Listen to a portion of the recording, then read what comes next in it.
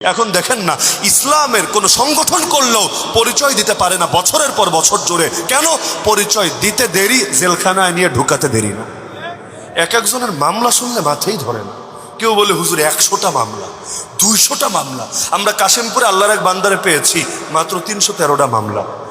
আমার এক মামলা নিয়ে আমার জিন্দগিতে আসবাতে 1 বছর জেল খাটলাম, 3 বছর হাজিরা দিলাম, আরে জীবন বরবাদ। 313 মামলা, বছরে দিন কয়টা? ওর যদি এক এক মামলা এক এক দিন হাজিরা দেওয়া লাগে, জীবনে আর কিছু বাকি থাকবে? তো সব মামলা তো এক জায়গায় না, একটা ঢাকা, একটা সিলেট, একটা চিটাগাং, একটা কুমিল্লা, একটা খুলনা। ওর আর জীবনে কিছু করে খাওয়া লাগবে না, হাজিরা দিতে দিতে দিতে বাকি জীবন শেষ হবে। এগুলো হয়েছে নাকি হয় নাই? হয়েছে নাকি হয় নাই? এমনকি সবচাইতে বেশি, এটা বলে আলোচনা শেষ করব, সবচাইতে বেশি আপনারা এখন সতর্ক হন আউল বাউল লালনের ইসলামের ব্যাপারে। এই যে ময়মনসিংহে একটা ভাস্কর্য ভেঙেছিল, আপনাদের মনে আছে হয়তো, ভাঙে নাই? এটা গিয়ে দেখেন নতুন করে সম্ভবত সংস্কার করেছে। আমার দেখার তৌফিক হয়নি, তবে পত্রিকায় আমি খবর পড়েছি নতুন করে নাকি সংস্কার করেছে, আপনাদের বিরুদ্ধে প্রতিবাদ করেছে। কেন হাত দিল এটার গায়ে? আরে আলেম ওলামা মরে যায়, তাওহীদ জনতার বুকে গুলি চলে, এগুলো নিয়ে আফসোস নাই। এমনকি এই জুলাই আন্দোলনে কয়জন শহীদ হয়েছে আজও তালিকা নাই, তালিকা নাই। শহীদের রক্তের মূল্যায়ন নাই। 18,000 আহত হয়ে পড়ে আছে, খবর নাই। কারো চোখ গেছে, কারো হাত গেছে, কারো পা গেছে, কেউ জীবনটা কোরবান করে ফেলেছে। বাকি জীবন তাকে অন্ধকার দুনিয়া মানে না দেখে দেখে কাটিয়ে দিতে হবে।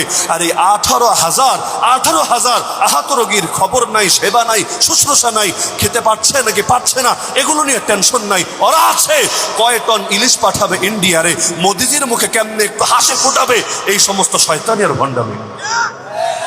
ত্রাণের টাকা নিয়ে পর্যন্ত ব্যাংক অ্যাকাউন্টে রেখে দিয়েছে, খাবার যা দিয়েছে মানুষ এমনি নষ্ট হচ্ছে। তোমার অ্যাকাউন্টে রাখার জন্য মানুষের ঠেকা পড়েছে টাকা দেওয়ার জন্য। বিশ্বাস ধীরে ধীরে ধীরে নষ্ট হচ্ছে। ক্ষমতা জিনিসটাই কেন জানি এমন, ভালো মানুষেরও খারাপ বানিয়ে ছাড়ে, মানুষেরও ধীরে ধীরে অমানুষে পরিণত করে ছাড়ে।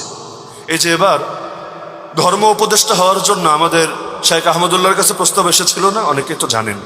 রহস্যটা আমরা ওই সময় ফাঁস করেছিলাম, উনি তো বলতেও চান নাই। ওই সময় উনি যান নাই ক্ষমতায়, অনেকে খুব এটা নিয়ে মানে আফসোস করেছে, হায় গেলে কত ভালো হতো, গেলে দেশ এই হতো সেই হতো। কিন্তু আমি খালি বারবার চিন্তা করেছি কয়টা দিন যাক, বাকি কথা মানুষই বলবে। এই দেশের ক্ষমতার গদি এমন একটা গদি, এখানে চাইলেও খুব বেশি সংস্কার করা যায় না, কারণ সিস্টেমটাই নষ্ট করে ফেলেছে। টপ টু বটম সিস্টেমটাই নষ্ট করে ফেলেছে। তো চেয়ার পরিবর্তন হলে কি হবে? নেতা পরিবর্তন হলে দেশ পরিবর্তন হয় না, নীতি পরিবর্তন হওয়া লাগে। এখনো যাকে রেখেছে মানুষ অযোগ্য তা না, তো কাজ নাকি তাকে করতে দেওয়া হয় না। ইসলামিক ফাউন্ডেশনের ডিজি বসাতে দেওয়া হচ্ছে না। লালনবাদী ইসলামের এক প্রবক্তা আছে, ওদের গোপন ইশারায়, মাস্টার মাইন্ডের ইশারায় ডিজি পর্যন্ত নাকি বসাতে পারে না। ফলাফল বাইতুল মুকাররমে পর্যন্ত হামলা হয়, বাইতুল মুকাররমে পর্যন্ত মারামারি হয়, বাইতুল মুকাররমে পর্যন্ত মুসল্লিদের রক্ত ঝরে। এর চাইতে আফসোসের বিষয় কি হয়? যে মুসলমানে মারামারি হয়, কাফের মুশরিক দেখে দেখে হাততালি দেয়।